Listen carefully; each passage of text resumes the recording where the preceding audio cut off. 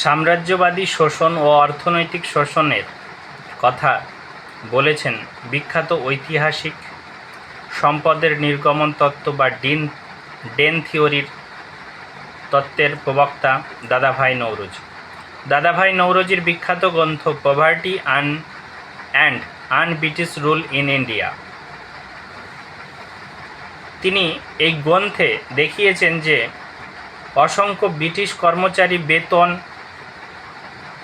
অবসরপ্রাপ্ত বৃত্তি, ব্রিটিশ পুঁজির লাভ্যাংশ, সুদ, ঘুষ সমবেত প্রচুর অর্থ ব্রিটিশরা শোষণ করে ভারতবর্ষ থেকে ব্রিটেনে নিয়ে যায়, যার ফলে ভারতীয়দের দারিদ্রতা ও অনাহারে মহামারীতে জীবন কাটে। ডক্টর রমেশচন্দ্র মজুমদার, জাতীয়তাবাদী অর্থনীতিবিদ রমেশচন্দ্র মজুমদার 1869 সালে সিভিল সার্ভিস উত্তীর্ণ হন এবং তার বিখ্যাত গ্রন্থ ইকোনমিক হিস্ট্রি অফ ইন্ডিয়া, ভারতের অর্থনৈতিক ইতিহাস, সেই 1902 সালে 2টি খণ্ডে বিভক্ত গ্রন্থটিতে অর্থনৈতিক শোষণের কথা তুলে ধরেন এবং ব্রিটিশ শাসনের অর্থনৈতিক ব্যবস্থার সমালোচনা করেন।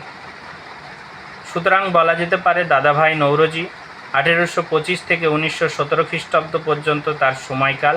তার বিখ্যাত গ্রন্থ poverty and British rule in India গ্রন্থে ব্রিটিশ শাসনের অর্থনৈতিক শোষণকে তুলে ধরেছেন এবং জাতীয়তাবাদী ঐতিহাসিক অর্থনীতিবিদ ডক্টর রমেশচন্দ্র মজুমদার 1848 থেকে 1909 1869 সালে রমেশচন্দ্র সিভিল সার্ভিস পরীক্ষায় উত্তীর্ণ হন এবং ব্রিটিশ শাসনের সবথেকে প্রসিদ্ধ তার গ্রন্থ ভারতের অর্থনৈতিক ইতিহাস বা ইকোনমিক হিস্ট্রি অফ ইন্ডিয়া গ্রন্থে ইস্ট ইন্ডিয়া কোম্পানির ভারতবর্ষে যে অর্থনৈতিক শোষণ, অর্থনৈতিক অবস্থার তিনি পুঙ্খানুপুঙ্খ সমালোচনা করেছেন।